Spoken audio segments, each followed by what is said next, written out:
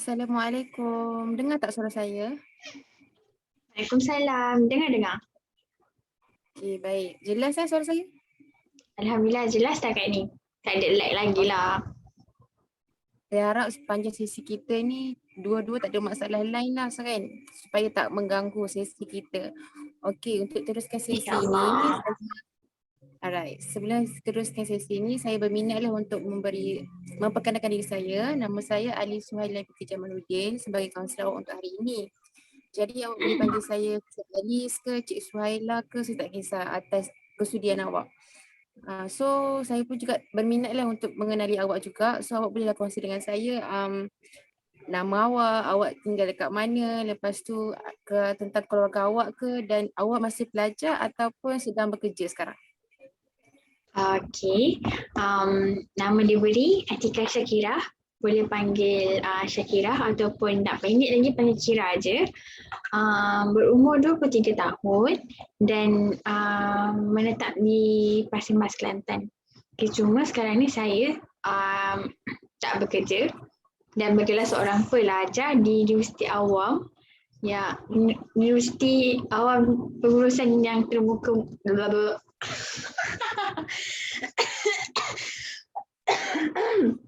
Kejap Alis. Yang terbaik di Malaysia.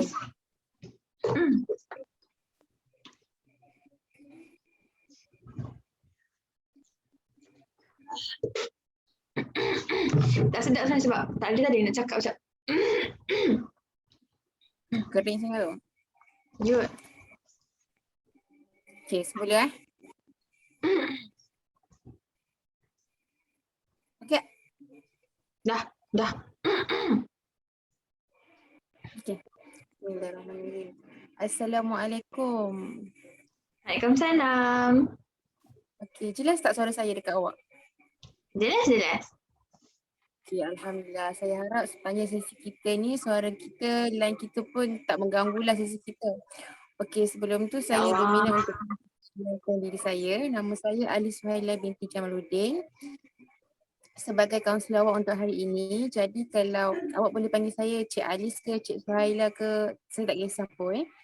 Jadi untuk teruskan, saya pun berminat juga untuk tahu nama awak, umur awak tinggal kat mana, tentang adik-beradik dia berapa. Lepas tu awak ni masih pelajar ke ataupun dah bekerja ke, bolehlah untuk kongsi dengan saya.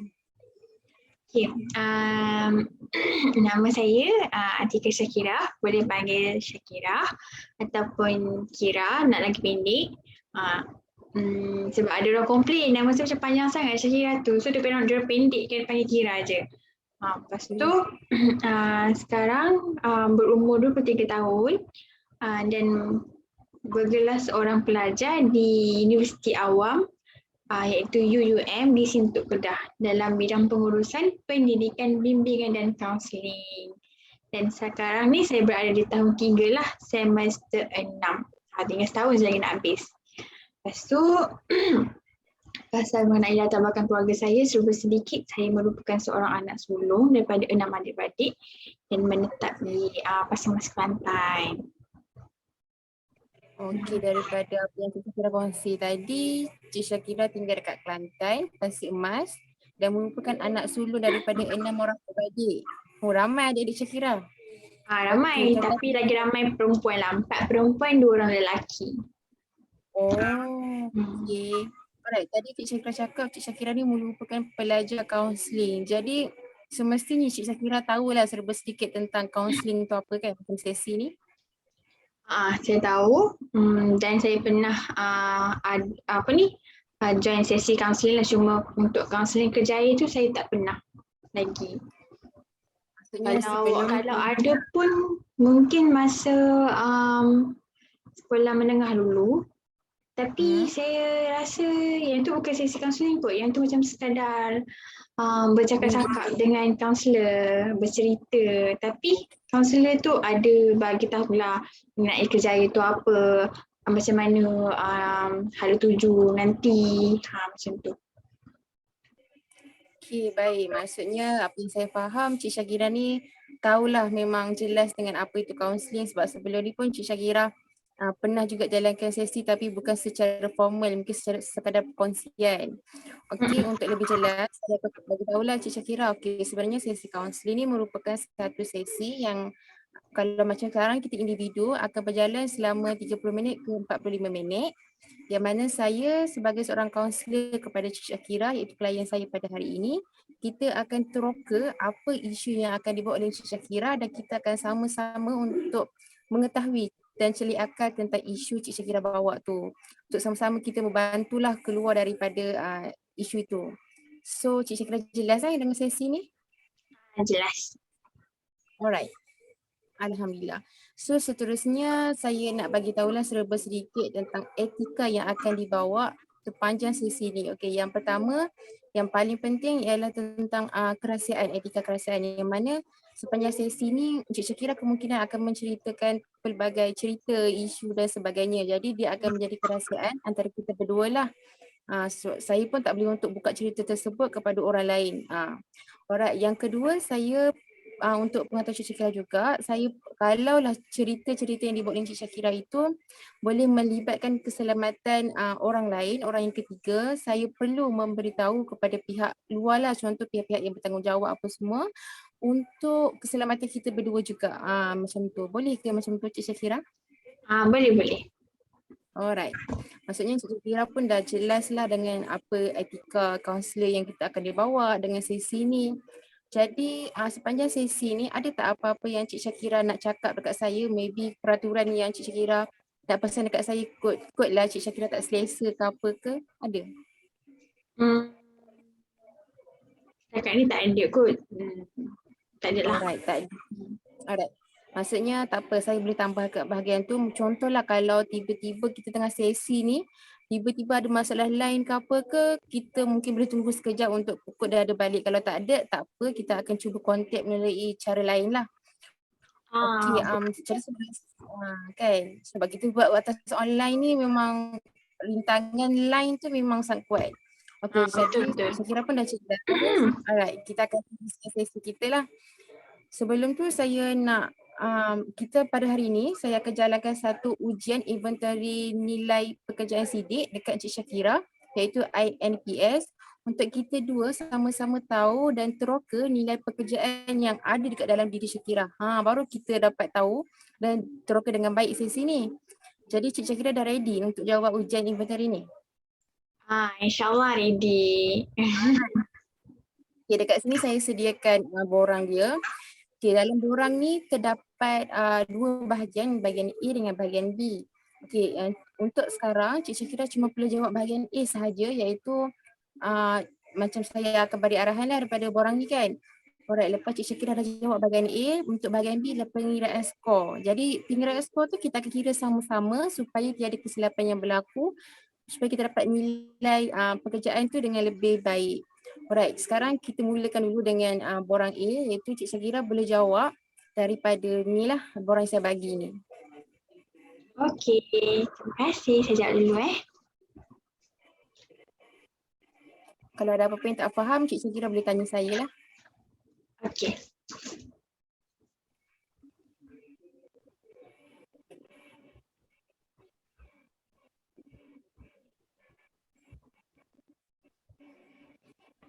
Okey, dah siap. Okey, Alhamdulillah dah siap. Soalan dia tak banyak pun kan. Alright, sekarang kita akan kepada bahagian B, iaitu tentang pengiraan skor. Sebab yang ni kita ada 3 bahagian B ni, jadi macam complicated sikit. Jadi kita akan pergi satu persatu biar jadi mudah untuk kita berdua. Okey, jom.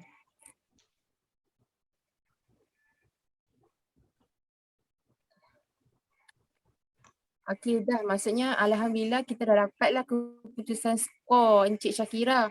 Daripada apa yang kita tengok ni, saya boleh katakan untuk keputusan rendah tiada, dan Cik Shakira mempunyai keputusan yang daripada 21 tadi tu, 21 nilai yang kita tengok tadi tu, dia ada sederhana dengan tinggi sahaja. Jadi pada hari ini kita akan pergi dulu kepada nilai tinggi pekerjaan Cik Shakira ada. Okay, saya tengok dekat sini yang paling tinggi adalah keuntungan. Betul Cik Shakira kan? Saya tengok balik. Okay. Betul. Okay, baik. kita dah dapat tengok Cik Syakira nilai tinggi dalam keuntungan. So apa yang Cik Syakira faham dalam nilai keuntungan ini sebenarnya?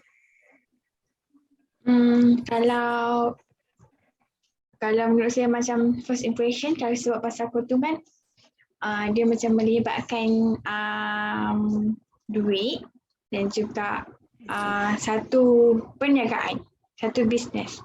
Dan biasanya keuntungan ni dapat dalam beberapa pekerjaan lah, dan selalunya orang yang dapat profit besar ni, untung besar ni, orang yang berbisnes, usahawan-usahawan. Okey, maksudnya apa saya faham, Cik Syakira faham nilai keuntungan ni lebih kepada dunia bisnes, dunia perniagaan yang mana boleh bawa keuntungan kepada seseorang kan, betul tak? Betul. Sebab dia banyak macam Alright. melibatkan duit. Jadi, Keuntungan kan duit. selalu itulah yang kita faham. Okey, tapi untuk tambahkan lagi kefahaman kita berdua, saya boleh jelaskan nilai keuntungan ni, saya baca. Nilai keuntungan ni sebenarnya adalah pekerjaan yang memberikan peluang kepada kita untuk menjadi yang kaya. Kemudian kejayaan ini akan memberikan faedah ekonomi kepada kita, iaitu tinggi yang berkemungkinan untuk memiliki barang-barang yang berkualiti tinggi yang inginkan seperti rumah, kereta, pakaian dan lain-lain juga lah.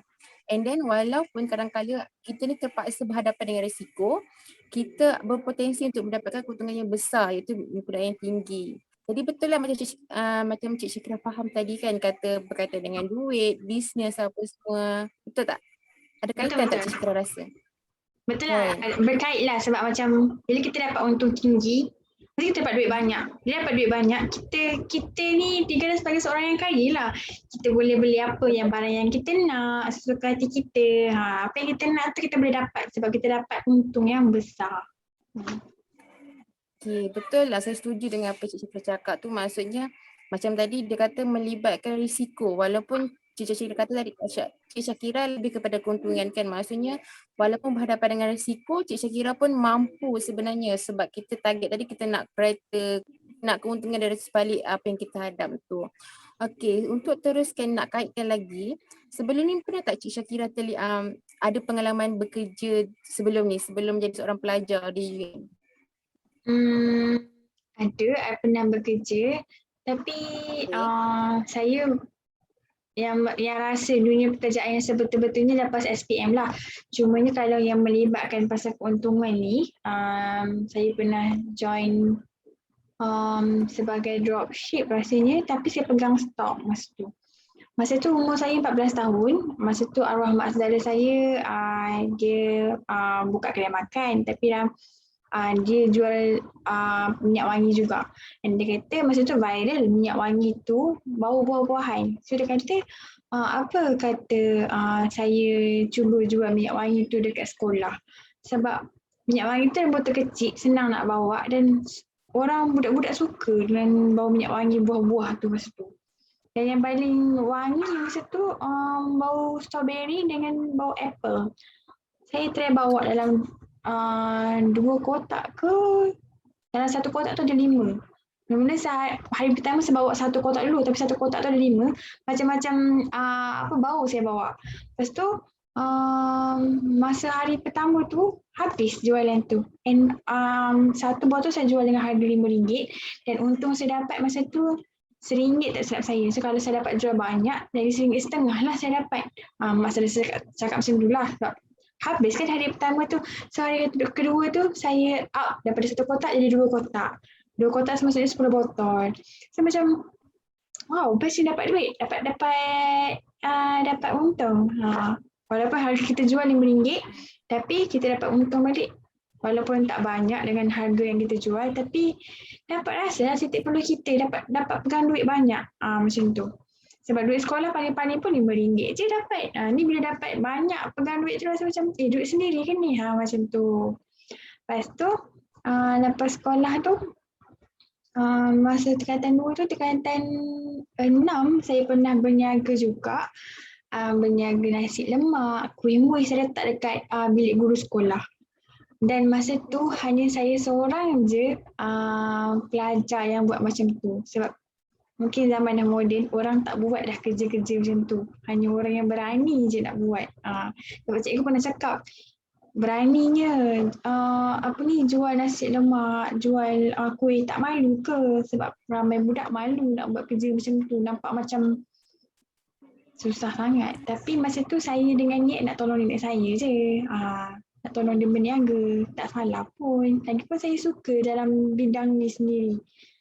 Bila, macam saya cakap tadi lah, bila dapat duit banyak saya suka. Bila benda kita jual tu habis, rasa gembira tau hati tu. Lepas tu, lepas tekan 6 ni ambil nasi lemak dalam kuih muih tu, masa lepas nombor 18 tu, 18 ke? No, 20 kot. Tak silap saya. Saya kerja sebagai promoter di butik baju. Bukan satu tapi 2 butik baju. So saya pindah-pindah butik baju. Kejap butik tu, dah berhenti kedai tu, pindah butik lain pula. Sebab dia dekat-dekat area sama situ je. So bila orang tu offer gaji tinggi kat saya pergilah. Sebagai promoter. Lepas tu pernah juga kerja di kedai makan.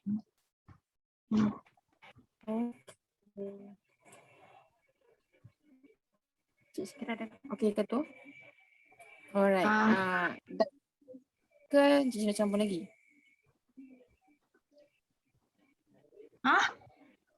Sorry?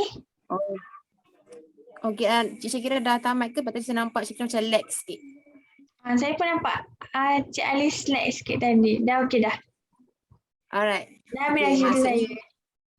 Okey, saya dengar tadi. Okey, maksudnya daripada keseluruhan cerita Cik Syakira tadi, saya dapat simpulkanlah, biar saya faham, Cik Syakira masa tingkatan 2 pun dah bermula dengan dunia bisnes ni, dengan jual minyak wangi. Saya rasa tingkatan 2 tu muda sebab tak ramai pelajar-pelajar ataupun remaja umur tingkatan 2 dah nak start berniaga kan. Berani tu.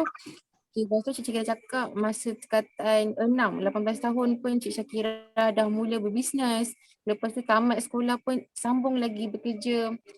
Jadi memang saya nampak memang ada nilai keuntungan di dalam Cik Syakira sebab Cik Syakira memang sangat berani mengambil risiko, berani berniaga sebab tak semua orang macam tu. Tahniah, saya suka dengan sikap tu. Okey, berdasarkan apa yang Cik Syakira, boleh tak Cik Syakira kaitkan pula dengan bidang yang Cik Syakira ambil sekarang? Bidang kaunseling sendiri kan. Macam mana kita boleh kaitkan pula? Cik Syakira nampak tak? Kalau ikutkan dengan nilai keuntungan ni, dengan bidang saya sekarang ni, bidang pendidikan dalam bimbingan kaunseling. So tempat saya bila cakap pendidikan bimbingan dalam kaunseling ni, tempat saya adalah di sekolah yang mana hanya di bilik kaunseling. Kalau masuk kelas pun hanya relief ataupun buat program. Lain cerita dengan cikgu yang mengajar subjek mata pelajaran ni. Tapi saya tengok dekat sekolah lama saya, ramai cikgu yang buat side income dia sendiri. And ada seorang cikgu ni menonjol, nama dia Cikgu Hawani tak silap saya. Dia ada kemahiran buat kek tanpa dia sedar sebenarnya. Lepas tu bila masa tu dia satu hari tu dia try je buat kek tau. Lepas tu ramai cikgu-cikgu macam sedap lah kek ni, kenapa tak jual buat. Sudah ramai permintaan, cikgu tu nak, cikgu ni nak, cikgu tu nak. Dia pun try buat banyak-banyak. Lama-lama macam tu jadi kebiasaan. Dan dia boleh join kelas kelas baking buat kek. So daripada kelas tu lah dia belajar macam-macam jenis kek yang dia boleh buat. And bila dia buat tu makin ramai permintaan, makin banyak permintaan. So saya boleh tengok siang hari daripada pagi sampai ke tengah hari dia dekat sekolah mengajar, dan di samping tu dia boleh juga teruskan dia punya perniagaan. Pagi-pagi tu tengok kadang-kadang dia bawa kek, kalau ada cikgu minta ke, ada permintaan ramai, cikgu tu akan bawa kek kat sekolah tu. Dan ada seorang lagi cikgu ni, dia buat pizza. And then dia ada kedai sendiri. Ada kedai sendiri. Saya macam, wow. Satu tu dia ustazah lah, ustazah. Dia rapat dengan saya. Yang Cikgu Hawa ni tu tak rapat sangat sebab dia tak mengajar saya tapi saya kenal dia. Dan Ustazah ni dia ada satu kedai dekat dengan rumah dia. So rutin dia pagi dekat sekolah, balik rumah, mandi-mandi siap-siap, dia akan terus ke kedai dia buat pizza. Dia ada kedai pizza sendirilah. Dan ramailah, banyaklah permintaan yang dah terjual. Homemade punya pizza. So saya nampak dalam bidang pendidikan ni sendiri, boleh je nak kaitkan dengan keuntungan yang nilai pekerjaan keuntungan yang saya nampak tinggi tadi tu. So mungkin saya boleh ikut dengan cara cikgu-cikgu saya tu dengan melihat apa kemahiran yang saya ada dalam diri. Mungkin kemahiran memasak ke, menjahit ke, ataupun lebih dalam bidang promoter, promosikan ke, buat marketing video ke. Sebab saya jadi suka yang bercakap. Saya tak suka offline, saya tak suka online, saya suka berdepan dengan orang, bercakap dengan orang tu. Sebab saya dapat benda ni bila saya kerja sebagai promoter tu sendiri. Di mana sebab bos saya pernah cakap, kalau sebab masa tu nak raya, dia cakap tau, tarik ramai customer lagi sebab kalau awak dapat jual banyak baju, dapat ramai tarik customer beli barang, untung tu akan lebih banyak walaupun hanya 1% daripada sale yang kita buat tu. Tapi kalau banyak buat sale kita dapat, banyaklah untung yang kita dapat kan. So masa minggu yang bulan yang pertama tu saya buat sale dalam bawah daripada 3K. Bawah daripada 3K saya buat. Ke 3,000. Macam tu lah, tak ingat. Lepas tu, bila tibanya hari raya, masa bulan puasa tu, saya boleh achieve sale masa tu 10,000. So macam 10,000 banyaknya. Lepas tu bila bos saya kira untung saya masa tu, daripada gaji basic 1,200 boleh jadi 1,500 lebih-lebih masa tu. So macam, banyak juga dapat. So masa tu lah macam saya rasa macam bila kita nak sesuatu, saya akan macam cakap lagi banyak. Masa tu komunikasi tu penting untuk kita attract pelanggan. Dan tambah lagi masa saya kerja sebagai dekat kedai makan, masa tu dekat UUM sendiri, masa tu nasi lemak tak habis tau. Lepas tu bos saya kata, kita nak tutup kedai, cari inisiatif untuk habiskan juga nasi lemak. Apa yang saya buat masa tu mula-mula malu tau sebab kawan-kawan senior-senior yang kenal kita, malu. Tiba kawan sebelah saya tu kata, try lah. Lepas tu saya pun try pun dengan menjerit panggil customer. Daripada situ saya macam, aku dalam diri ni and benda tu membuatkan saya rasa macam suka sangat nak buat sesuatu tapi secara offline, bukan secara online. Mungkin jiwa saya nak jadi dropship secara online tu tidaklah. Saya lebih terbuka kepada offline, jumpa dengan orang, bercakap dengan orang face to face, kita kenal orang tu macam mana, kita boleh tengok reaction dia macam mana. Saya happy tau. Macam tu. Wow, banyak sebenarnya yang Cik Syakira kongsi dengan saya. Saya pun rasa nak dengar. Sebab yelah macam tadi Cik Syakira bagi tahu tentang hasil jualan sampai 10,000. Itu sangat hebat bagi saya lah sebab saya rasa kalau saya sendiri pun tak mampu nak buat macam tu. Okey, daripada cerita Cik Syakira ni saya faham Cik Syakira ni memang sangat suka berkomunikasi. Cik Syakira tak suka offline, maksudnya tak suka untuk online pun semua ni kan. Alright. Tapi sekarang kita tahu pandemik COVID-19 ni memang membataskan kita untuk berjumpa ramai orang apa semua kan. Macam tadi Cik cakap, Cik Syakira ni memang minat macam contohkan Cik Syakira sendiri kata berniaga apa semua tu. Saya boleh kaitkan sedikit lah, saya bagi input sikit. Macam Cik Syakira kan seorang kaunselor. Jadi selepas tamat pengajian tu mungkin sedikit orang kata macam cabaran untuk kita untuk dapatkan tempat untuk posting. Jadi saya rasa macam dengan kemahiran yang Cik Syakira cakap tadi, Cik Syakira sendiri sedar kemahiran Cik Syakira adalah bercakap, komunikasi dengan orang. Saya rasa itu adalah kelebihan untuk Cik Syakira kalau untuk lepas tamat belajar ataupun start dari sekarang, Cik Syakira boleh mulakan bercakap depan kamera apa semua sebagai um, inisiatif Cik Syakira yakin depan kamera.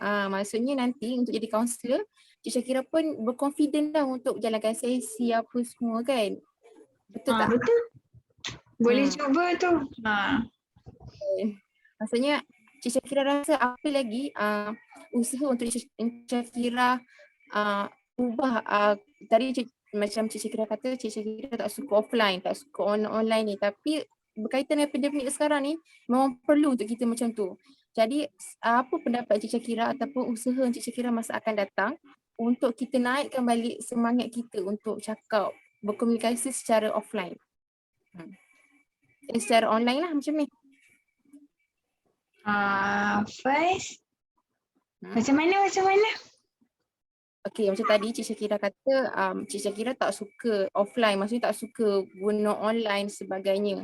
Tapi berkaitan dengan pandemik sekarang dan berkaitan dengan juga pengajian Cik Syakira tentang kaunselor nanti, mungkin Cik Syakira perlu berkomunikasi secara online macam ni. Betul tak? Macam tadi Cik Syakira pun dah sedar Cik Syakira ni ada kemahiran berkomunikasi dengan baik. Contoh Cik Syakira tadi boleh memberi promosi baju sebagainya dengan sangat aktif dan sangat memberi keuntungan macam tu. Jadi apa cara Cik Syakira untuk tingkatkan lagi kemahiran komunikasi tu di sebalik keuntungan dengan online ni sendiri, dengan bidang Cik Syakira sendiri nanti. Mungkin contoh macam kemahiran bercakap depan handphone, buat live di Instagram dan sebagainya ke? Mungkin juga boleh try. Sebab sekarang pun saya aktif dekat IG. So tak salah kot kalau saya cuba untuk interact dengan followers saya ke. Sebab followers pun tak ada lama sangat tapi boleh lah cuba interact dengan kawan-kawan supaya adanya keyakinan nak bercakap secara online. Sebab secara offline ni kita nampak orang tu macam mana, kita boleh nampak fizikal dia macam mana, reaction bila kita bercakap dengan dia macam mana. Cuma online ni kita nampak juga, cuma ada halangan-halangan dia tertentu lah. Contoh macam line ke, tersekat, so macam susah sikit. Kadang-kadang gambar tak jelas ke. So mungkin lebih kena lagi berani untuk bercakap dan cuba sesuatu yang baru, cuba keluar daripada comfort zone. Mungkin saya terlalu selesa duduk offline, cakap dengan orang face to face. Apa tak salah pun kalau kita cuba benda yang baru sebab yelah macam COVID-19 ni kita tak terjangka pun nak jadi kan. So nak tak nak kita kena buat juga. So mungkin dari situlah kena belajar online apa apps yang ada untuk kita interact dengan orang. Apps contohnya macam Webex ke, Zoom ke, Google Meet ke macam kita buat sekarang. Ataupun kalau kita ada Submit, try untuk interact dengan orang. Alright. So, okay, maksudnya saya memang nampaklah Cik Syakira jelas. Maksudnya dekat sini tujuan saya cakap macam tu adalah sebab macam tadi nilai utama Cik Syakira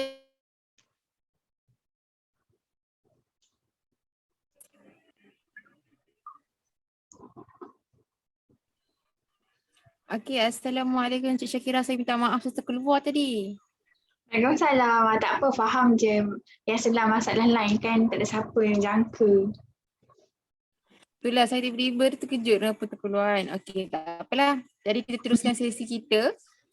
Okay, macam tadi kita kembali kepada sesi tadi tu saya ada mention kenapa perlunya Cik Syakira tahu sedikit kelebihan Cik Syakira kan. Macam tadi saya mention kan kaitan kenapa Cik Syakira perlu tahu macam mana nak berinteraksi secara komunikasi ni menggunakan online. Kelebihan Cik Syakira tu sebab kita nak kaitkan dengan sekali dengan bidang yang Cik Syakira ambil sekarang. Berkaitan dengan pandemik sekarang ni, nanti kemungkinan selepas habis je Cik Syakira belajar, tamat belajar apa semua tu, Cik Syakira mungkin akan menjalankan sesi secara online macam ni.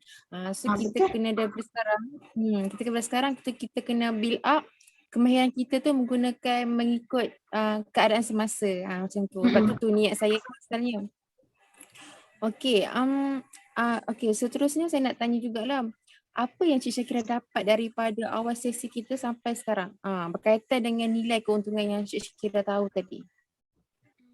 Apa yang saya boleh nampak potensi diri saya dan saya nampak dapat celik akal lah orang kata dapat membuah minda macam tu kan. Terbuka minda untuk mengetahui nilai pekerjaan dalam diri saya iaitu keuntungan yang di mana sebelum saya tak sedar pun sebenarnya. Betul ke saya ni cenderung ke arah benda tu walau sebab sebenarnya saya sebab saya ingat mungkin sebab keturunan kot. Sebab nenek saya dulu pun dia berniaga, mak saudara saya pun dia berniaga. So mungkin ada darah berniaga di situ. Dan betul lah. Nilai keuntungan tu dalam diri saya sendiri dan mana saya boleh gabungkan nilai ini dengan bidang yang saya ambil sekarang ni iaitu pendidikan dalam bimbingan kaunseling.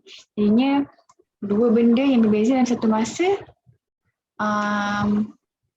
boleh buat dalam zaman sekarang dan tak pelik pun. Dan sebenarnya dia membuahkan hasil yang lebih lagi. Contohnya pendapatan yang lebih banyak. Kan ada cikgu kan dia dapat gaji sendiri. Bila ada bisnes side income yang lain lagi, pendapatan tu lebih banyak. Lagi banyak dapat keuntungan kat situ. Okey, Alhamdulillah saya rasa Cik Syakira memang jelas dengan apa hasil daripada sesi kali ini.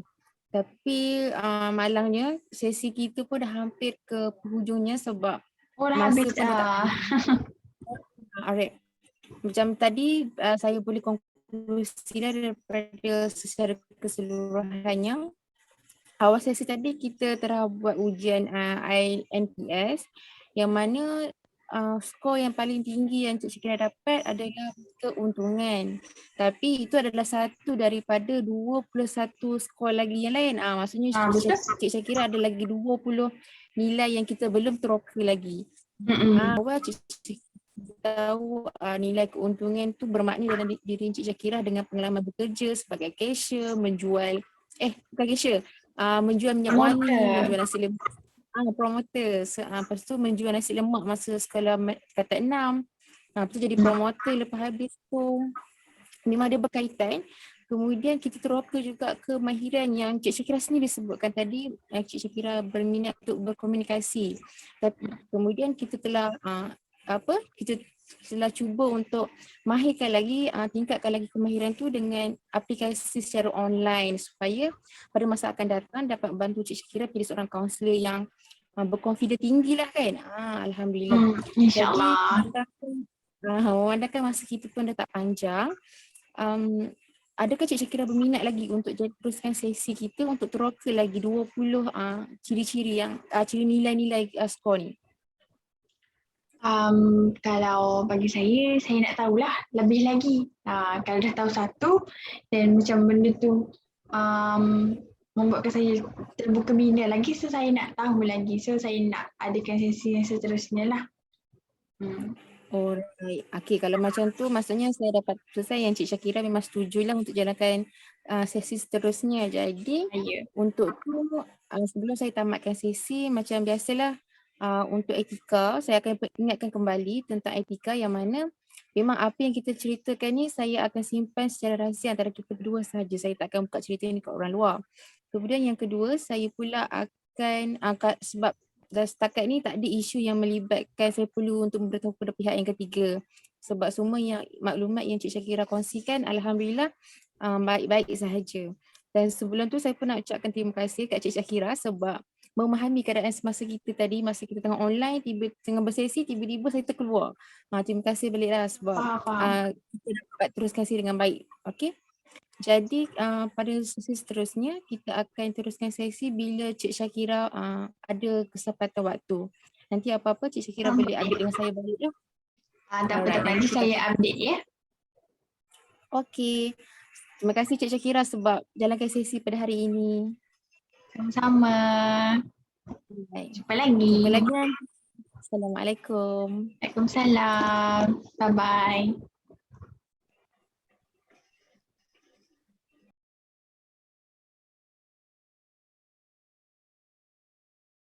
Assalamualaikum Cik Safia. Waalaikumsalam. Boleh dengar suara saya? Boleh dengar Cik Syakira. Risau kadang kita bermain dengan lag internet kan takut lag. So minta maaf Yelah, kalau ada masalah teknikal.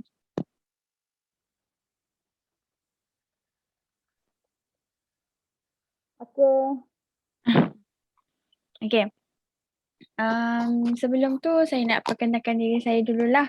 Nama saya Atika Syakira sebagai kaunselor Cik Sofia pada hari ini. Okay, boleh panggil saya Syakira ke, Kira ke, terpulang dekat Cik Sofia. Mana yang Cik Sofia rasa selesa nak panggil saya. Sebab ada orang dia cakap nama saya Syakira tu panjang sangat. So dia pendek kan dia panggil Kira saja. Okay. Sebelum tu saya nak kenal jugalah Cik Sofia sebab saya dah pernah perkenalkan diri. So saya nak kenal Cik Sofia juga. Mungkin Cik Sofia boleh cerita sedikit latar belakang Cik Sofia dekat saya untuk kita lebih kenal lebih rapat lagi. Macam kerja ke, family ke. Silakan Cik Sofia. Okey, nama saya Sofia Tijana binti Sabri. Saya seorang student lagi, masih belajar lagi dekat UUM sekarang dalam bidang pendidikan, bimbingan dan kaunseling. Saya merupakan anak kedua daripada 5 orang adik-beradik dan saya tinggal dekat Kelantan, Asmat Kelantan. Okay. Jadi nama Sofia Tijana Sabri. Umur 23 tahun, masih belajar lagi kat UUM dan bidang cikgu kaunselor. Dan juga merupakan seorang anak kedua daripada 5 orang adik-beradik. Betul ya? Betul tu Cik Sofia. Best tu saya tertarik dengan bidang pendidikan, bimbingan dan kaunseling. Okay. Seterusnya, so kalau belajar pun dah dalam bidang pendidikan, bimbingan dan kaunseling, saya nak tanyalah, Cik Sofia pernah tak menyertai sesi kaunseling? Jalankan sesi kaunseling dengan mana-mana kaunselor ke, masa kat sekolah, masa kat universiti ke? Pernah tak hadir sesi kaunseling? Sebelum ni saya pernah lah masuk dalam sesi kaunseling. Sebelum tu kan saya pernah lah dengan kaunselor pelatih apa semua. Saya pernah lah terlibat dengan dalam sesi kaunseling ni. Bagus. So maksudnya Cik Sofia dah jelas lah mengenai apa itu kaunseling. Ke tak berapa jelas lagi? Kalau tak berapa jelas, saya nak jelaskan.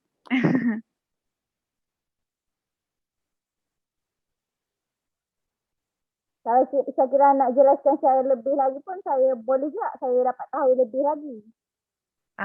Okay, so saya share lah sedikit je. Okay. Apa itu kaunseling? Kalau kita sebut pasal kaunseling, semestinya macam kalau kat sekolah sendiri, orang akan ingat, cikgu tu tolong student je. Okay. Kaunseling ni sebenarnya bukan untuk membantu saja, tapi dia membuka minda mengenai sesuatu isu ataupun masalah klien itu sendiri. Jadinya kaunselor dan klien itu sama-sama bersatu dalam membantu untuk mencari jalan keluar terhadap sesuatu masalah tu ataupun satu isu tu. Jelas Cik Sofia?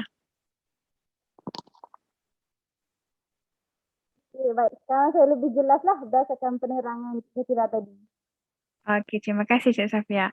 Okay, seterusnya saya akan beritahu sesi kaunseling kita pada hari ini akan dijalankan selama 30 minit, 30 ke 45 minit macam itulah untuk satu sesi. Dan dalam sesi kaunseling ni ada etika kerahsiaan dia, di mana segala apa yang kita ceritakan dalam sesi kaunseling ni sebenarnya hanya kita sahaja yang tahu. Orang luar tak tahu pun.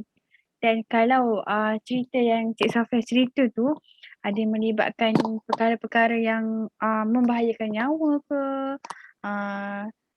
melibatkan memudaratkan diri Cik Sofia ke ataupun saya ataupun pihak lain, saya perlu memaklumkan perkara ini kepada pihak yang ketiga lah, seperti pihak yang berwajib seperti polis ke, doktor ke, siapa-siapa yang perlu untuk menangani masalah tu. Boleh Cik Sofia? Okey, saya jelas. Okey, terima kasih Cik Syakira. Okey. Seterusnya, hari ini kita nak buat sesi mengenai inventory nilai pekerjaan sidik. Pernah dengar tak, Cik Sofia? Oh, masa saya belajar ni pernah lah dengar doktor cakap pasal inventory tu, tapi saya tak pernah lah ambil lagi sebelum ni inventory tu. Tak pernah lagi. So hari ni saya nak ajak Cik Sofia buat jalankan inventory ujian nilai pekerjaan sidik tu untuk lihat apa nilai-nilai pekerjaan yang ada dalam diri Cik Sofia yang cenderung. Contohnya macam Cik Sofia ni cenderung ke arah nilai pekerjaan yang mana. Contohnya kalau dalam inventory nilai pekerjaan sidik ni ataupun INPS ni, dia ada 21 nilai pekerjaan seperti manusia, keuntungan, organisasi, kerjaya, benda ataupun data dan macam-macam lagi. So kita akan tengoklah Cik Sofia tu cenderung ke arah yang mana. Dan ujian ni terbahagi pada dua bahagian, iaitu bahagian A dan juga bahagian B.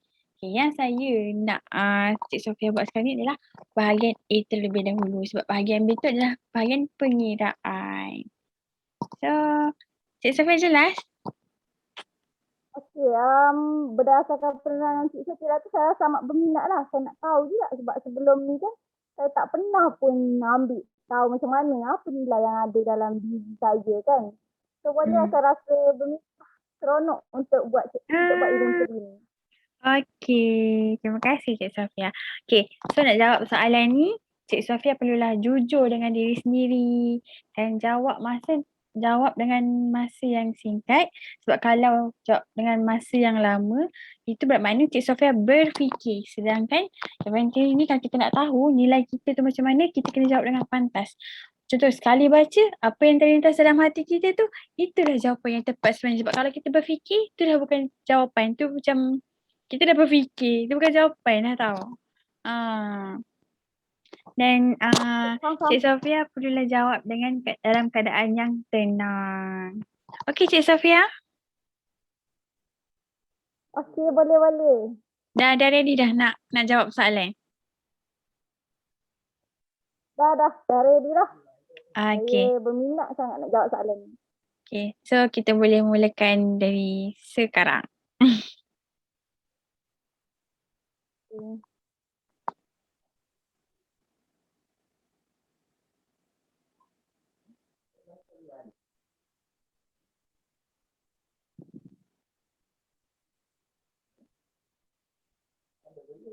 Okey, Cik Syakira, saya dah siap dah jawab soalan dekat bahagian A ni. Dah siap dah? Pantasnya Cik Sofia jawab. Okay, saya cakap kita kena jawab dengan pantas supaya kesahan dia dapat kan. Betul. Okey, seterusnya dah jawab bahagian A, kita nak jawab bahagian B pula. Kita akan kira-kira, saya akan bantu Cik Sofia untuk kira nilai pekerjaan yang ada dalam diri Cik Sofia lah. Kita akan tengoklah yang mana tahap yang tinggi, mana tahap yang rendah, mana tahap yang tinggi. Okey.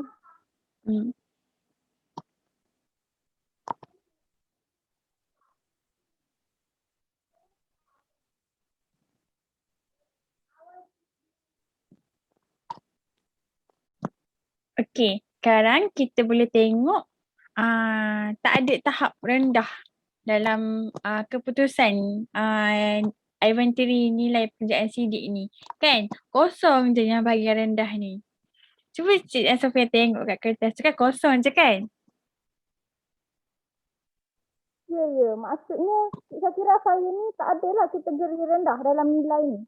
Tak ada. Yang ada adalah sederhana ataupun tinggi sahaja.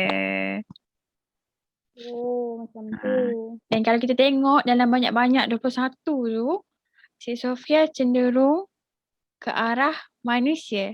Nilai manusia tu yang paling tinggi. Kan? Berapa Cik Sofia Ya. dapat tu? 17 dekat manusia. Paling tinggi lah tu 17 tu. Okay. Jadinya saya nak tanya, Cik Sofia pernah tak bekerja sebelum melanjutkan pelajaran ni?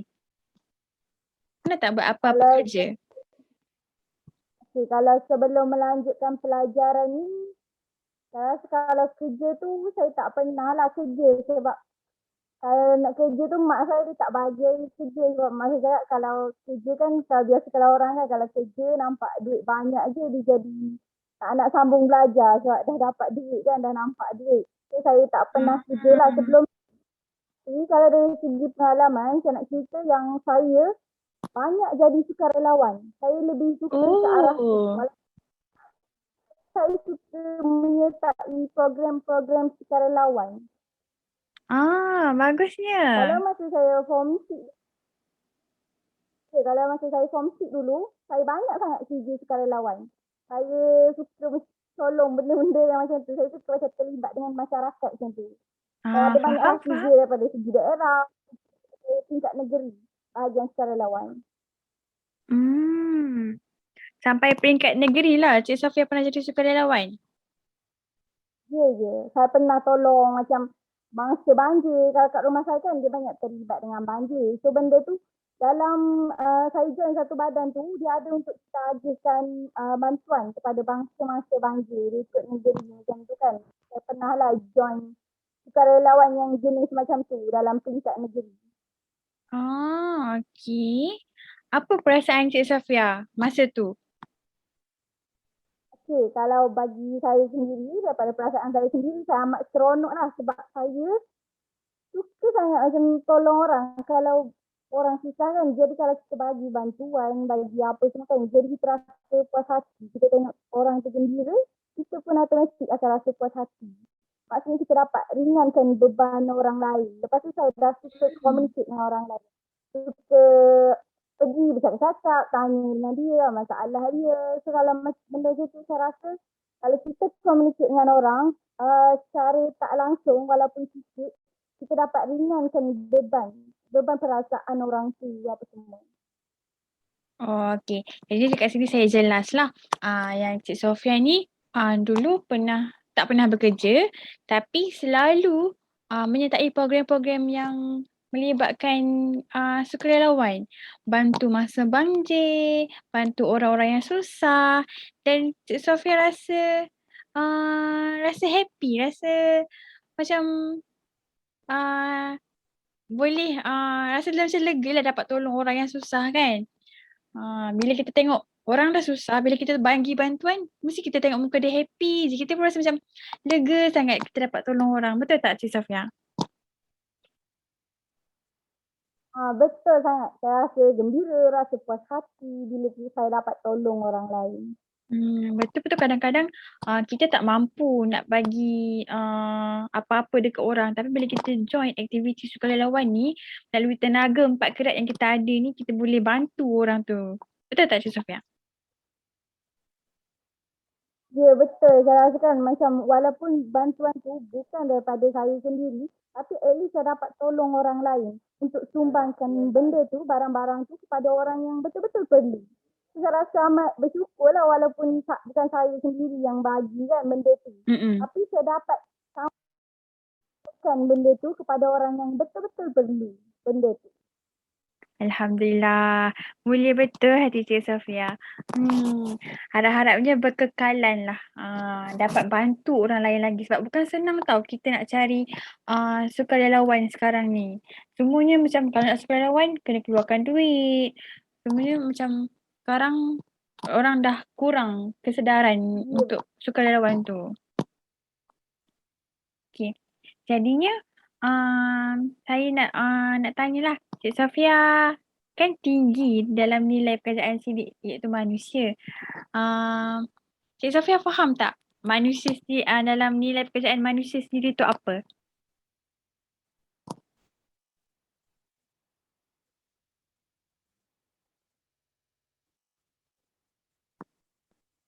Saya rasa kalau yang berdasarkan background saya baca, kalau kemanusiaan tu dia jenis suka menolong, suka berkomunikasi dengan orang lain, dia jenis macam tu.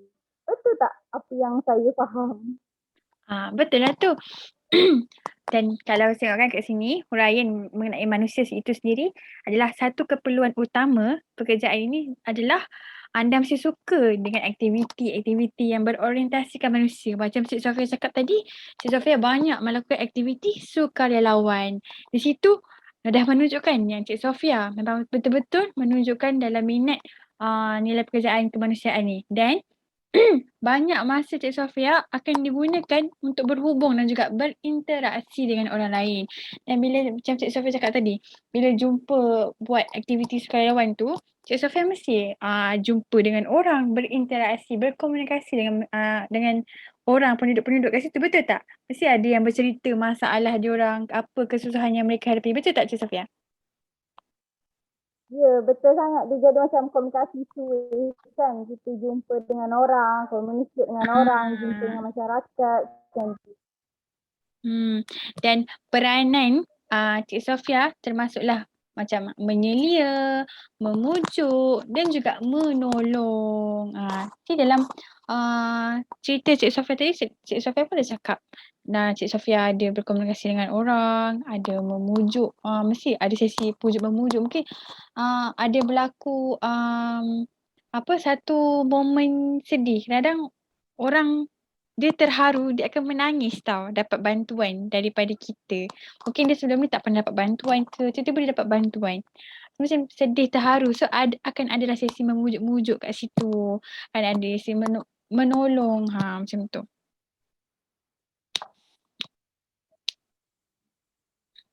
Ya, betul sangat. Macam kalau saya pergi kan, kalau kita pergi sukarelawan tolong mangsa banjir kan. Kalau mangsa banjir kita tahulah kan ada kalau yang orang dah tua-tua, dia dah tak larat nak angkat semua barang-barang dia. So, most of dia punya barang tenggelam kena air kan. So, rosak semua harta benda dia. Dia jadi macam sedih. So, tak ada benda kan nak kerja pun susah apa. Bila kita datang, bagi bantuan dekat dia, dia rasa terharu. So, masa itulah kan kita adakan sesi luahan perasaan lah dengan makcik-makcik tu, dengan pakcik-pakcik tu.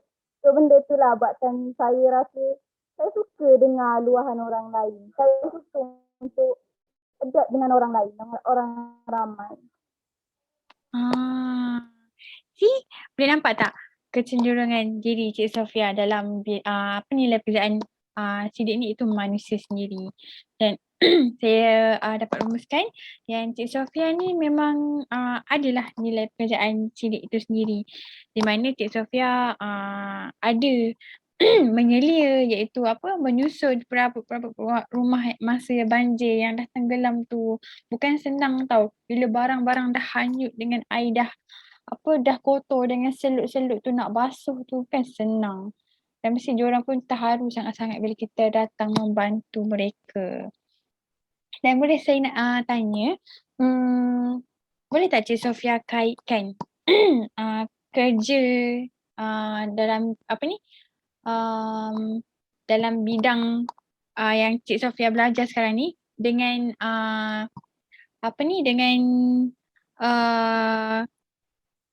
aktiviti sukarelawan yang Cik Sofia jalankan ni. Adakah kalau Cik Sofia jadi cikgu, seorang cikgu kaunselor satu hari nanti akan membantutkan diri Cik Sofia untuk buat aktiviti sukarelawan ni? Okay. Kalau based on apa yang saya nampak lah kan, bila saya join aktiviti sukarelawan ni, banyak sangat membantu saya dalam bidang yang saya join sekarang. Macam kita tahu lah kan bidang yang saya join sekarang ni, kita kalau keluar nanti kita akan jadi cikgu kaunselor. So bila jadi cikgu kaunselor ni, kita berhadapan dengan ramai orang dengan macam-macam situasi. Betul. macam-macam kelakuan kan kanak-kanak budak. So masa saya join sukarelawan ni, sedikit sebanyak saya dah membina kemahiran saya untuk berkomunikasi, kemahiran memujuk bersama orang lain, kemahiran empati yang mana saya tolong orang lain apa semua tu kan. So benda ni saya rasa saya boleh aplikasikan dalam bidang yang saya belajar sekarang. So saya pandai lah untuk berkomunikasi dengan pelajar-pelajar, dengan klien-klien saya, pelajar-pelajar saya sendiri. Saya dapat membina empati dalam diri saya untuk tolong dia orang bila dia orang ada masalah. Dan juga daripada kalau skill lain tu kalau macam memujuk kan, kalau budak-budak nakal apa semua kan, kita akan tahulah taktik, cara-cara yang tersendiri untuk kita tarik dia orang, untuk kita pujuk dia orang. Okey, saya rasa macam tu lah yang saya dapat kaitkan daripada segi pengalaman saya tu dengan bidang kerja saya sekarang. Okey, so apa saya nampak Cik Sofia jelas di mana Cik Sofia boleh berkomunikasi dengan baik dan juga boleh membina empati yang baik juga untuk Cik Sofia gunakan nanti dalam memujuk remaja-remaja di sekolah. Okey, seterusnya saya nak tanya, apakah kelebihan yang ada dalam diri Cik Sofia dengan nilai pekerjaan sindik ni sendiri, iaitu kemanusiaan? Ada tak apa-apa kelebihan yang Cik Sofia nampak sekarang dalam bidang kemanusiaan ni? Okey, kalau daripada segi kelebihan berdasarkan nilai yang saya peroleh ni, saya rasa kalau berdasarkan nilai yang saya peroleh ni, saya rasa kan kalau nilai dia, saya kan nilai manusia kan. So dengan yang saya peroleh, saya dapat tingkatkan kemahiran menolong, kemahiran komunikasi. So benda-benda tu saya rasakan amat berguna dalam pekerjaan yang akan saya ceburi nanti. So benda tu bila saya, nilai-nilai sebegini perlu ada dalam diri cikgu kan. Macam kita menolong orang, kita berkomunikasi dengan orang ramai. Benda tu saya rasakan berkait lah bila saya jadi cikgu nanti kan. Saya kena buat benda sama juga. Saya kena komunikasi dengan orang ramai. Saya kena menolong orang, menolong pelajar-pelajar saya yang ada masalah. Saya rasa benda tu amat berkaitan lah. Dan kelebihan bila saya ada nilai tu, saya dapat jadi seorang guru yang baik lah bila keluar nanti. Okey, jadinya Cik Sofia dapat meningkatkan kemahiran menolong. Sebagai kaunselor sendiri pun memang pentinglah kemahiran menolong ni dan juga kemahiran komunikasi dalam berinteraksi dengan orang lain dan juga memang membantulah diri Cik Sofia sendiri untuk menjadi sebagai seorang guru kaunselor yang baik satu hari nanti. Betul Cik Sofia? Ya, betul sangat. Apa yang Cik Safira cakap tadi bertepatan lah dengan apa yang saya huraikan tadi. Saya rasa Okey. Jadi saya bagi pendapat saya sendiri, Cik Sofia memang suka apa yang boleh rumuskan. Cik Sofia memang dari dulu memang aktif dalam aktiviti sukarelawan di mana pernah tolong orang masa banjir. Boleh saya tahu masa banjir tu tahun bila? masa banjir tu, masa tu saya jadi sukarelawan tu untuk saya form 6 dalam 2017 macam tu lah.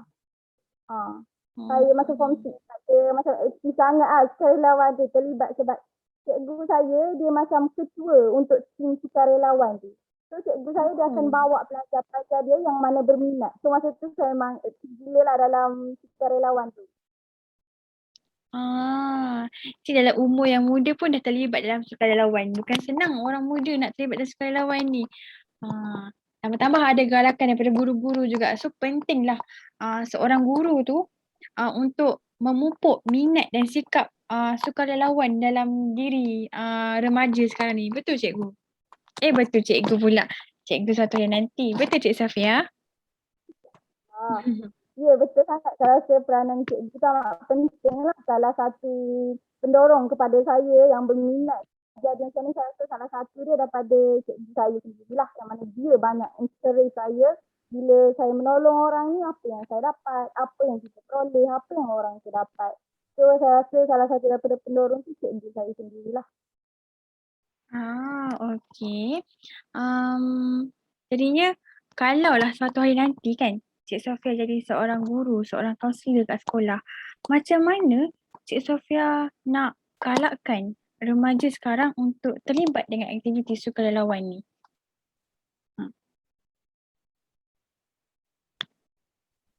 Okey, saya rasa kalau daripada kita nak galakkan student-student untuk terlibat dengan aktiviti sukarelawan, first kali adalah kesedaran. So banyak pelajar, mostly of pelajar dia tak tahu kan.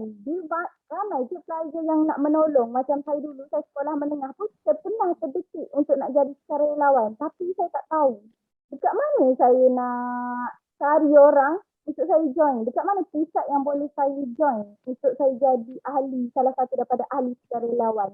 So saya rasa bila saya jadi cikgu nanti, saya akan bagi satu kempen lah. Macam kempen kesedaran, info, maklumat-maklumat terkini. Macam mana pelajar tu dia nak jadi sukarelawan. Apa yang pelajar tu dapat daripada jadi sukarelawan. Benda-benda macam tu lah yang saya nak ketengahkan. Sebab ramai daripada pelajar dia tak tahu. Daripada mana Betul. dia nak mula bila dia nak jadi seorang sukarelawan tu sendiri. Jadi saya dapat rumuskan yang Cik Sofia dah ada perancangan apabila untuk menjadi seorang guru kaunselor nanti, Cik Sofia dah ada perancangan macam mana nak memupuk remaja ni terlibat dengan aktiviti sukarelawan, di mana Cik Sofia akan buat satu kempen untuk menjelaskan macam mana cara-cara nak join, nak menyertai aktiviti sukarelawan ni, dan pihak mana, NGO mana yang berkaitan yang kita boleh ceburi dalam aktiviti sukarelawan ni, dan juga info-info terkini lah, masa-masa banjir ke, orang-orang susah yang mana yang kita boleh tolong ke. Okay. Seterusnya apakah Betul tu. okay. Seterusnya apa yang Cik Sofia dapat dalam sesi kaunseling ni? Apa yang Cik Sofia rasa?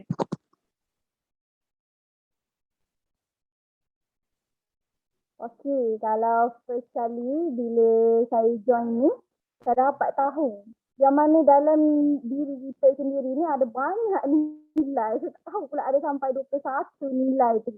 Saya rasa macam benda tu saya tak tahu pun sebelum dia ada sampai 21 nilai kan. So, bila saya join sesi dengan Cik Syakira, saya dapat tahu, rupanya banyak sangat kategori-kategori nilai yang ada dalam diri kita.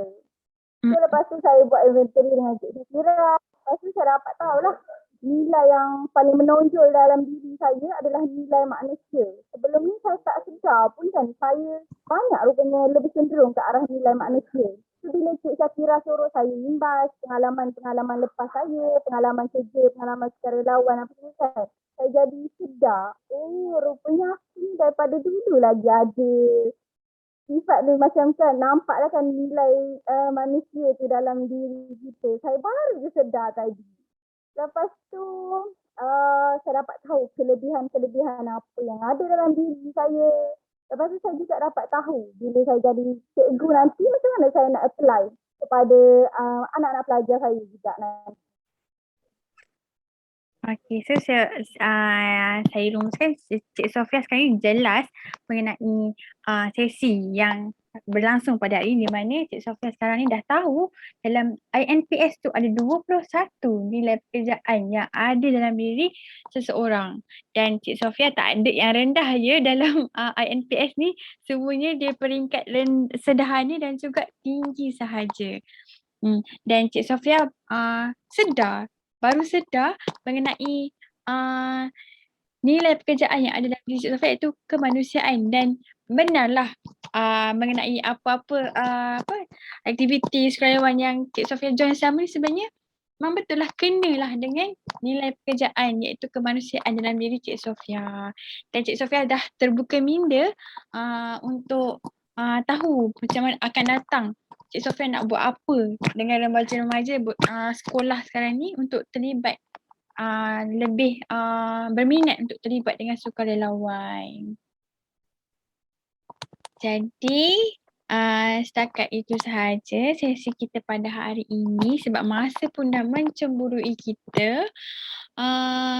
Saya nak tanyalah Cik Sofia, Kalau tamat, kita masih seronok lagi ni dalam sesi counselling. maaflah masa pun dah mencemburui kita. So kita boleh je nak adakan sesi kaunseling seterusnya. So saya nak tanyalah Cik Sofia, adakah Cik Sofia berminat untuk mengadakan sesi seterusnya ataupun tidak?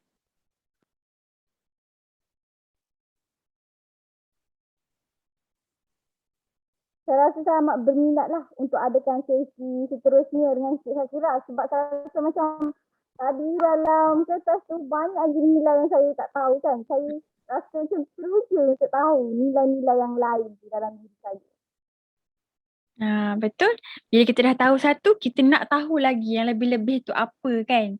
Mungkin sikit ada boleh yang dicungkil untuk menjadi banyak. Betul tak Cik Sofia? Ya, betul sangat tu. Kadang-kadang kita boleh baca melalui huraian tu tapi kita tak jelas macam mana apa kaitan dengan diri kita sendiri, apa benda yang kita boleh cungkil lagi kan. Okay, jadinya saya Syakira je saya macam lebih tahulah, lebih mendalam tahu bila kefahaman kita je kan. Bila orang bagi kefahaman lain kita macam lebih tahu lagi tentang macam-macam. Okay. Okay, seterusnya nanti kita set time bila-bila yang Cik Sofia free pula untuk ke next sesi untuk lebih pencerahan lah mengenai INPS ni. Ada apa-apa lagi tak yang Cik Sofia nak tambah ke dalam sesi ni? Okay, saya rasa kalau untuk penambahan tak ada, cuma saya nak minta maaf lah dekat Cik Syakira. Line saya memang slow sangat malam ni. Saya sorry lah kalau line ni dia agak terganggu lah kita punya sesi ni. Dia jadi macam terganggu sikit. Sorry. Tak apa. Saya pun kalau ada lag apa ni macam terlag sikit ke saya minta maaf. Faham je sebab lag internet kan kita tak boleh jangka bila dia nak berlaku. Bukan kuasa kita, cuma kita dah usaha. Jadinya sukalah untuk saya. Okay, jadinya sukalah untuk saya peringatkan balik mengenai kod etika kerahsiaan kita tadi. Di mana segala apa-apa yang kita dah ceritakan tadi ni rahsialah antara saya dan juga Cik Sofia je, tak ada orang lain pun tahu. Dan apa yang saya tengok tadi melalui cerita yang Cik Sofia cerita tadi tu, tak adalah cerita-cerita yang membahayakan nyawa Cik Sofia ke, nyawa saya ke, nyawa orang lain ke, tak ada. So hanya kita-kita je lah yang tahu, tak melibatkan pihak yang ketiga pun. Okay, Syakira. Nampak macam risau je. Tak ada lah. Okay, so sampai sini saja sesi kita. Nanti kita jumpa lagi. Okay, nanti saya tengok kalau mak saya tak ada jadual study, saya akan sekolah kira untuk kita punya next sesi ya. Okay, terima kasih Cik Sofia. Jumpa lagi. Bye-bye. Okay, bye.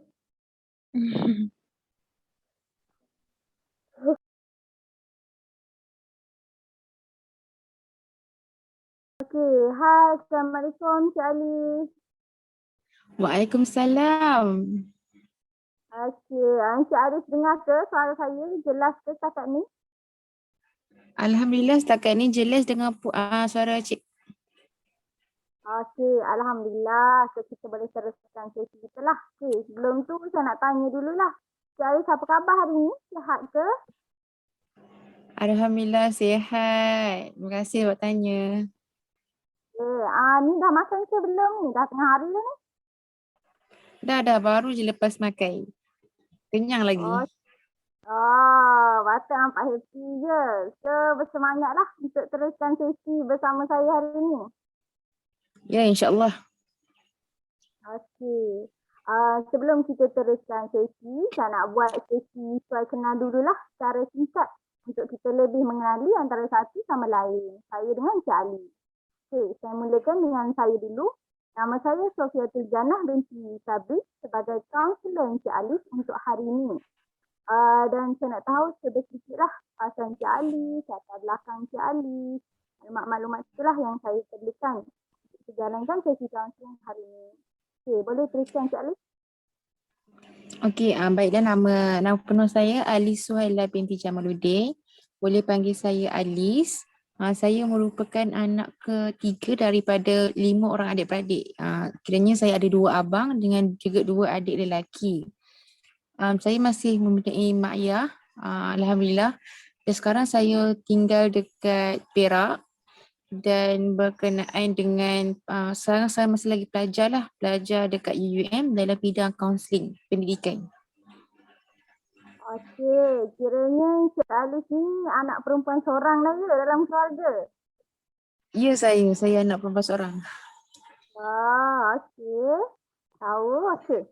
Sekarang sebelum kita teruskan sesi kita dengan lebih lanjut ni, saya nak tahulah dulu. Adakah Encik Alif ni pernah hadiri mana-mana sesi kaunseling sebelum ni? Okey, sebenarnya dulu masa dekat sekolah rendah, sekolah menengah, saya pernah dengar lah pasal kaunseling personal ni. Cuma saya tak pernah terlibat dengan sesi yang betul-betul formal, macam tu. Lepas tu sebab saya tak berani kot sebenarnya nak jumpa kaunselor kan. Lepas tu kalau setakat jumpa dengan kaunselor pun cuma sembang santai macam tu je, saya rapat dengan dia. Macam tu je lah, tak ada pernah sesi yang betul-betul. And sekarang walaupun saya dah masuk dalam UM, walaupun saya tengah ambil bidang ni pun saya rasa saya tak pernah lagi lah buat sesi yang betul-betul formal secara individu. Kalau kumpulan yang secara kelompok tu saya pernah buat sekali. Itu pun sebab memenuhi tugasan senior kan, sebab orang mulakan kita orang sebagai klien lah. Macam tu pernah. Okey. Nampaknya berdasarkan apa yang Encik Alif beritahu saya tadi, saya dapat lihatlah bahawa Encik Alif ni tak pernah lagi kan adakan sesi kaunseling individu ni secara langsung.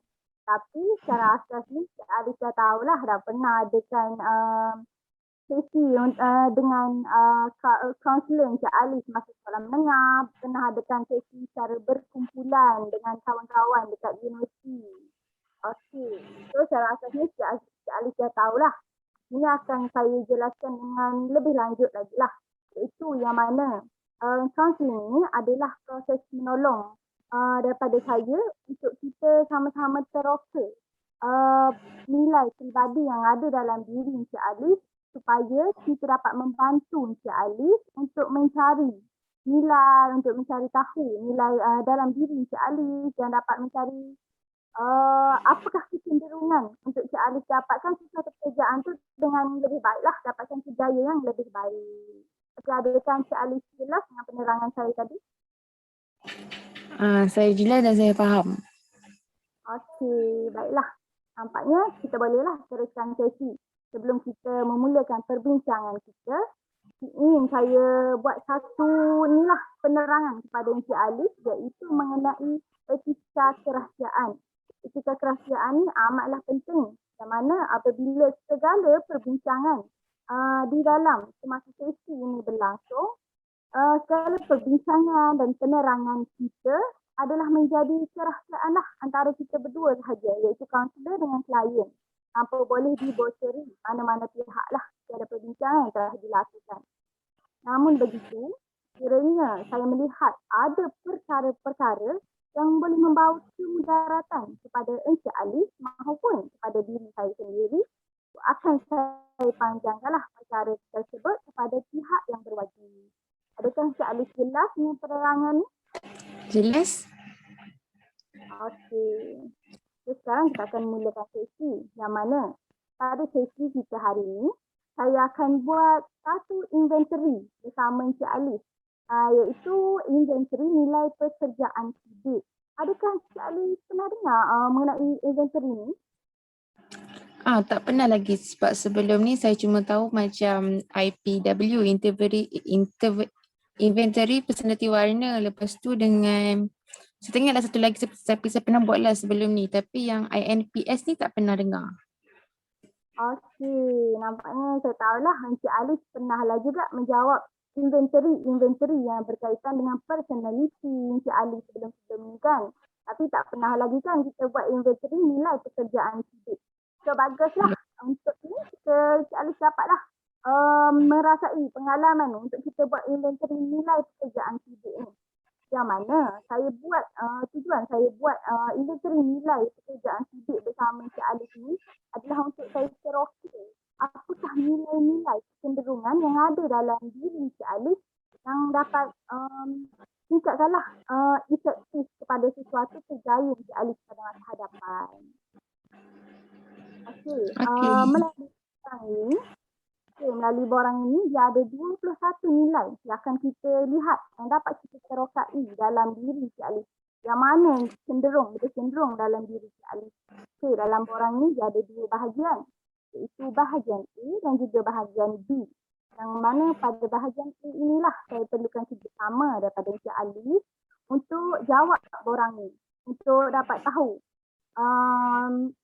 segala inilah maklumat yang diberikan. Dan pada bahagian B pula adalah bahagian pengiraan yang mana saya akan bersama-sama dengan Cik Alice untuk membuat pengiraan lah supaya kita dapat tahu apakah skor markah yang diperoleh Cik Alice untuk kita tengok nilai kerjaya mana yang lebih cenderung, nilai pekerjaan mana yang lebih cenderung dalam diri Cik Alice. Okey, Cik Alice dah bersedia ke untuk mulakan event ini?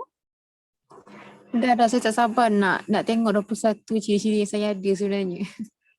Okey, bagus. Nampaknya Cik Alice bersemangat ya untuk jawab inventory ni. Dan sebelum Cik Alice jawab inventory ni, saya nak maklumkanlah supaya Cik Alice menjawab kesemua soalan pada bahagian A yang telah diberikan. Dan semasa menjawab soalan tersebut, Cik Alice perlulah jujur dengan diri Cik Alice sendiri dalam memberi jawapan pada persoalan-persoalan tersebut. Okey, sekarang kita boleh teruskanlah untuk Cik Alice menjawab inventory tersebut. Saya akan bagi ruanglah pada Cik Alice untuk jawab inventory ini. Silakan. Okey.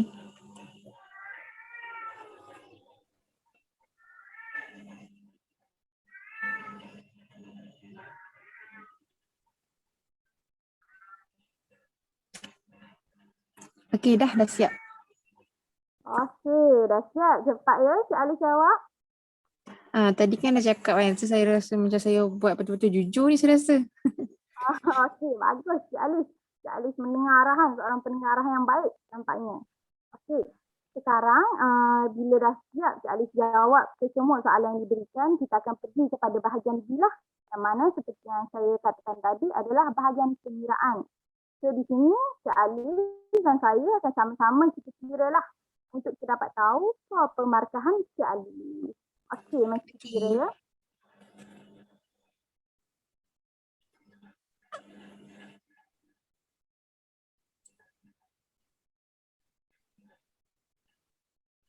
Okey, berdasarkan pengiraan markah, skor markah kita tadi, saya dapati daripada borang markah ni, Cik Alice tak ada nilai yang berada pada tahap rendah. Yang mana segala nilai, 21 nilai yang ada ni semuanya adalah pada tahap sederhana dan sendiri sahaja. Okay. Oh, maksudnya memang tak ada rendah tu kira bagus ke macam mana? Ya, kalau rendah tu dia cenderung macam Cik Alice tak ada nilai tu dalam diri Cik Alice. Tapi bila kita lihat semua satu nilai ni semuanya ada. Walaupun dia tak menonjol tapi dia ada dalam diri Cik Alice. Okey, faham. Okey. Yang mana bila saya tengok ke semua skor markah ni, saya dapati yang paling cenderung sekali nilainya dalam diri Cik Alice adalah nilai organisasi. Betul tak Cik Alice? Betul, nilai organisasi saya 18.6. Kita nampak kan dia yang paling tinggi daripada banyak-banyak rata-rata nilai, dia adalah yang paling tinggi. Yang mana hal ini bermaksud nilai organisasi ni adalah paling cenderung ada, paling cenderung menonjol dalam diri Cik Alice. Okey, saya nak tanyalah, bila nilai cenderung yang ada ni adalah nilai organisasi kan? Apa yang Cik Alice faham daripada nilai organisasi itu sendiri? Okey, apa yang saya faham sendirilah, organisasi ni maksudnya macam tersusun. Maksudnya contoh kalau saya nak buat kerja ke apa kan, benda tu memang tersusun daripada A sampai Z, maksudnya memang saya kena ada, saya tak boleh nak serbu je macam tu. Kalau ada benda memang kena ni lah, kena ada perancangan lah maksud saya berorganisasi macam tu. Itu apa saya faham lah. Okey, betul. Nampaknya betul lah apa yang Cik Alice faham mengenai organisasi ini sendiri. Yang mana Cik Alice katakan adalah sejenis yang tersusun. Okey, untuk saya tambah lagi info mengenai organisasi ini, saya nak jelaskanlah bahawa organisasi ini adalah kebolehan pekerjaan untuk menyusun dan menyelenggara barang-barang di bawah jagaan Cik Alice dengan segala kemas yang teratur. Okey, yang ini bermaksud Cik Alice adalah seorang yang teliti. Sebarang kesilapan tidak diterima. Yang mana kita dapat lihatlah, Cik Alice ni seorang yang teliti lah, seorang yang mementingkan kecemasan dalam pekerjaan, sistematik dalam sesuatu pekerjaan. Okay, itu adalah nilai, maksud daripada nilai organisasi itu sendiri. Adakah Cik Alice lebih faham? Lebih jelas setakat ni. Okey. Okey, sekarang saya nak tanya Cik Alice lah. Cik Alice rasakanlah, apakah pekerjaan yang bersesuaian dengan nilai organisasi ini sendiri? Okey, bagi saya lah kalau macam menyebutkan pasal organisasi ni banyak. Banyak sangat yang melibatkan, contoh yang melibatkan fail, yang melibatkan kita perlu ada perancangan tersusun. Contoh macam jadi cikgu ke, sebab kalau jadi cikgu sendiri pun kita ada perancangan kan. Lepas tu setiap kali laporan ke apa ke, benda tu tugasan ke, laporan ke, kerja sekolah pelajar ke apa ke, kita kena susun kemas, kena simpan tempat yang betul, kena letak secara berstruktur macam tu. Ataupun kalau pekerjaan yang lain saya faham, contoh macam walaupun kerja dekat kedai supermarket ataupun kerja-kerja biasa pun, kerja pejabat pun, benda tu semua melibatkan perkara yang tersusun. Macam tu. Itu apa yang saya faham kalau bidang pekerjaan yang melibatkan organisasi. Okey, nampaknya Cik Alice mengatakan bahawa kerja-kerja seperti kerja guru, kerja penyelia dekat supermarket, apa semua benda tu adalah yang berkaitan dengan nilai organisasi. Betul tak Cik Alice?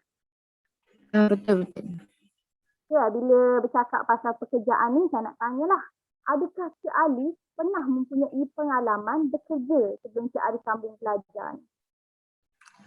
Okey, memang ada sebab dulu kiranya lepas habis tingkatan 5, saya pernah bekerja dekat kedai runcit dekat kawasan kampung saya jugalah. Lepas tu saya betul masuk tingkatan 6, lepas habis tingkatan 6 saya bekerja dekat supermarket dekat KL. Kiranya memang dulu saya pernah kerja tu dekat supermarket. Tapi yang bestnya, macam dulu saya kerja dekat kedai sini, kedai runcit dekat sini. Mula saya datang kat kedai tu, kedai macam bersepah lah sebab kedai tu kedai orang tua. Maksudnya orang tua macam bos saya tu tak sempat pun nak kemas ke nak apa sebab dia terlalu busy kan. So bila saya kerja dekat situ, saya jadi tak boleh tengok benda-benda tak tersusun ni. Saya akan betul-betul sapu lah bagi clear, tak ada habuk-habuk. Lepas tu setiap barang tersusun rapi dekat tempat dia. Kalau habis stok, saya tambah. Lepas tu kalau barang-barang tu berhabuk ke apa ke, saya akan pastikan benda tak berhabuk dan saya akan susun dengan cantik. Tak kisahlah kat tempat tin ke, tempat beras ke apa ke, saya akan susun bagi cantik. Sampai kan saya perasan macam kalau makcik-makcik dekat situ kan, kalau dia datang mesti dia macam, bro nampak macam kedai sikit bila ada anak dara jaga. Macam tu. So saya rasa macam, sebab saya tak boleh tengok benda yang bersepah ataupun sebab saya nak benda tu susun apa semua. Kemudian masa yang saya kerja dekat habis PM kan, saya cakap tadi saya kerja sebagai cashier dekat sebuah supermarket ni. Masa saya tengah kerja tu, kiranya saya memang jadi cashier bermulanya. Lepas tu bila cashier kan dia melibatkan receipt apa semua.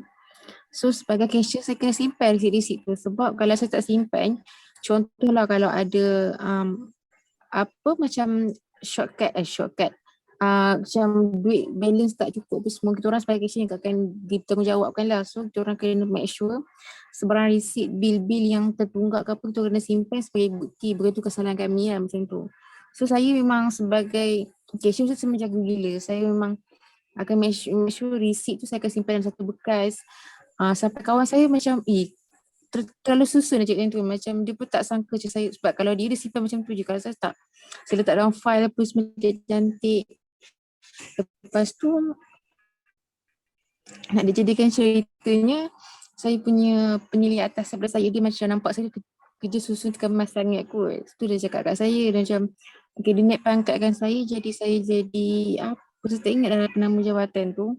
Tapi kerja saya adalah check stok. Kiranya setiap kali stok datang saya kena check, saya kena pastikan setiap maklumat dalam kertas pun semua tu lengkap. File-file stok tu saya kena pastikan maksudnya terupdate lah dengan automatik ni, dengan barang yang sampai tu semua dalam file yang betul lah macam tu.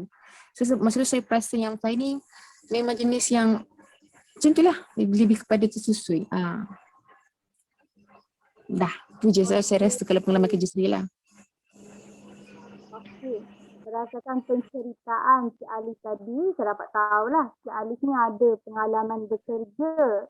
Yang mana pengalaman bekerja sebagai cashier, lepas SPM kan, Cik Alif bekerja sebagai cashier. Dan Cik Alif juga pernah bekerja dekat supermarket. Dan segala pekerjaan ni, Cik Alif dalam tanpa sedar, Cik Alif telah menonjolkan diri Cik Alif. Yang mana kalau kerja kat supermarket, Cik Alif nak sentiasa barang-barang tu tersusun dengan kemas dan teratur. Maksudnya di sini dapat dilihatlah bahawa Cik Alif ni seorang yang terperinci dalam melakukan pekerjaan. Dan bila Cik Alif bekerja sebagai cashier pula, kita dapat lihat kan, Cik Alif simpan dengan baik segala resip, segala bil apa semua tu.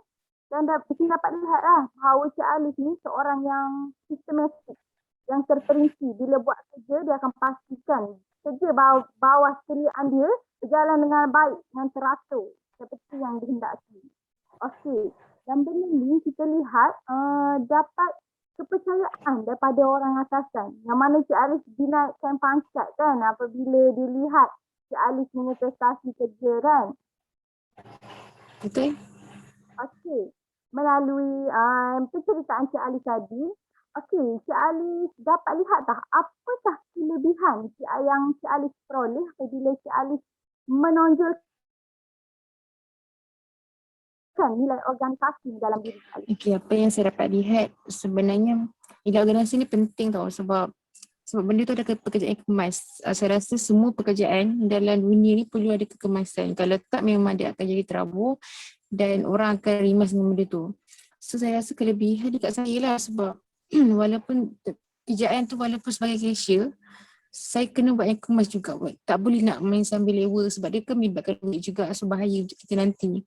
So nanti benda tu sebanyak mendisplaykan diri saya sendirilah untuk macam mana untuk pastikan saya ni jadi seorang yang baik. Jadi macam kena kemas apa semua, tak boleh nak ambil satu kerja tu sambil lewa macam tu. Okey.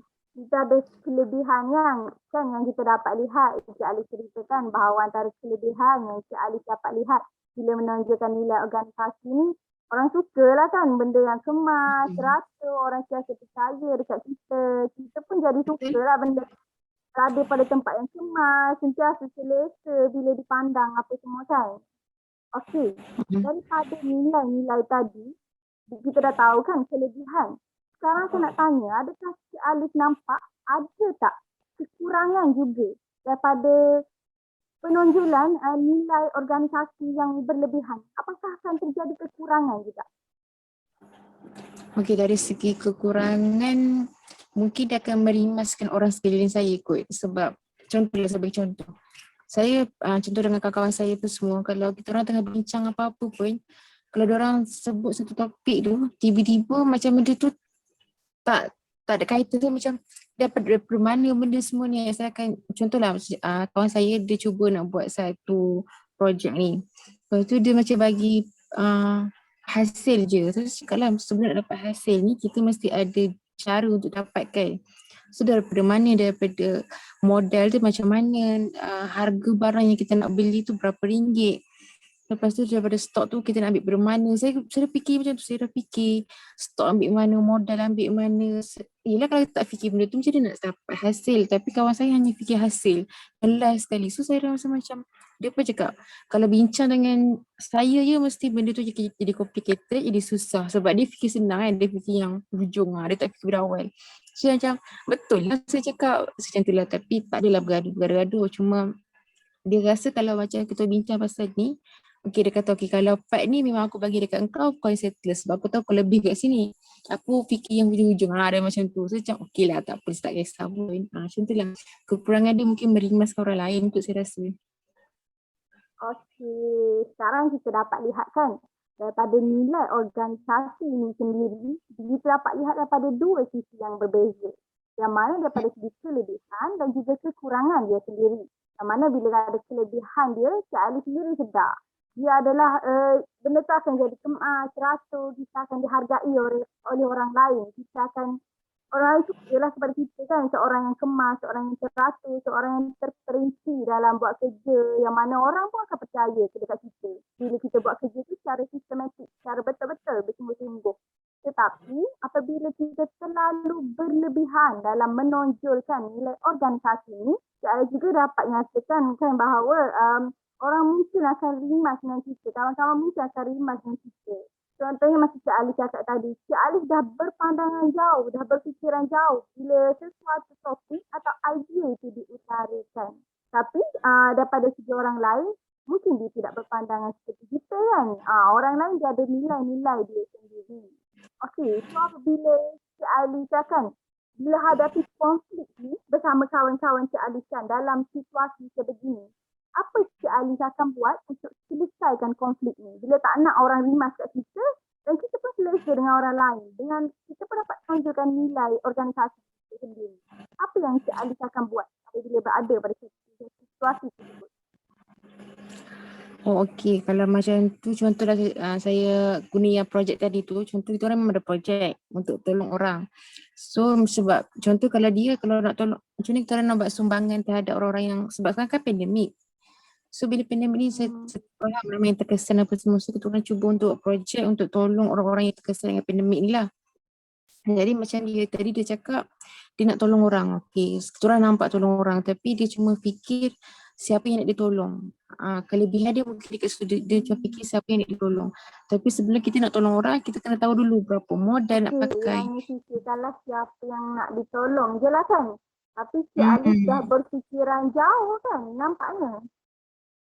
Ya, sebab saya akan fikirlah macam sebelum nak tolong orang tu, kita mesti perlu ada duit. Duit tu datang dari mana. So, duit tu tak semudah tu je kita dapat. Kita kena fikir juga nak minta ke orang, nak bagi kepercayaan ke orang, kita kena buat list barang apa yang kita nak beli, kena bagi tahu harga, kena letak target berapa orang kita nak tolong. Macam tu lah saya akan fikir. So, apa yang saya buat adalah saya tahu kelebihan saya lebih ke arah ni dan diorang lebih ke diorang mungkin lebih kepada promosi apa semua. Promosi tu mungkin macam wawarkan ke orang luar lah, macam kuat diorang nak bantu ke apa semua, diorang tolong ke bahagian tu. Jadi saya akan tolong untuk saya, Cik Jannah.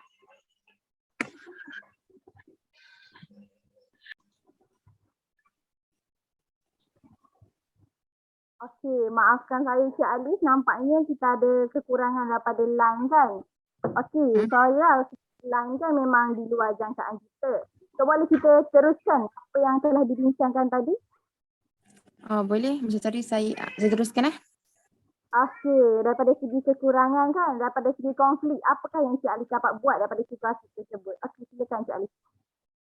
Okey, dari saya sambung tadi saya cakap macam kekurangan kelebihan saya adalah mengorganisasikan projek tu. Sekiranya saya boleh ikut susunan yang betul, prosedur yang betul. Jadi mungkin saya akan bantu bersegitulah. Kalau macam ada promosi ke apa ke, diorang yang tolong. So diorang akan uruskan untuk siapa yang minta ditolong. Macam tu. Macam kita orang bahagi tugas. Okey, kita dapat lihatlah kan antara jalan penyelesaian yang Cik Ali katakan bila berada pada situasi tersebut, Cik Ali ni akan tolerate, akan bekerjasama dengan diorang untuk kita selesaikan, untuk bahagi-bahagi tugas masing-masing kalau tak berlaku konflik lah. Bila kita berhadapan dengan orang ramai ni kan, orang yang pelbagai. So saya nak tahulah kan, tadi kan saya dengar Cik Ali ni belajar dalam bidang pendidikan, bimbingan dan kaunseling kan? Ya, saya. Okey. So bila Cik Ali belajar daripada bimbingan dan kaunseling ni, suatu hari nanti Cik Ali akan jadi seorang cikgu kan. So bila Cik Ali lihat, apa kelebihan yang Cik Ali dapat rasakan bila Cik Alice tonjolkan nilai organisasi ni sebagai seorang cikgu nanti? Okey, bagi saya lah kelebihan untuk saya ada sifat organisasi tinggi ni nanti boleh digunakan masa akan datang. Contoh macam saya akan jadi bakal kaunselor ataupun bakal guru bahasa Melayu. Kelebihan dia seorang cikgu ni memang perlu ada sistem yang betul. Maksudnya setiap file-file pekerjaan pelajar, kerja sekolah pelajar apa semua tu memang kena kita simpan dengan rapi apa semua. So saya rasa tu kelebihan kat saya lah nanti sebab kalau cikgu yang baik adalah cikgu yang teratur dan tersusun. Bagi saya tu macam tu. Kalau kita tak ada susunan macam tu memang pelajar kita akan rasa kita ni miserable sangat, buat kerja semua macam serabut untuk dia. So kelebihan saya macam nanti kalau bakal kaunselor pun kita kena simpankan rekod-rekod klien apa semua. Tu pun saya rasa kelebihan untuk saya lah sebab saya suka benda-benda macam tu. Okey, sekarang kita dapat lihatlah kan bila Cik Alice aplikasikan nilai organisasi ni dalam diri Cik Alice bila jadi seorang kaunselor nanti, seorang cikgu kaunselor nanti, banyak kelebihan yang Cik Alice dapat kan. Cik Alice dapat lihat tadi bila Cik Alice dapat jadi cikgu yang baik, dapat jadi cikgu yang sistematik, dapat sesuatu pelajar dia dengan baik supaya dapat tingkatkan prestasi pelajar. Okey.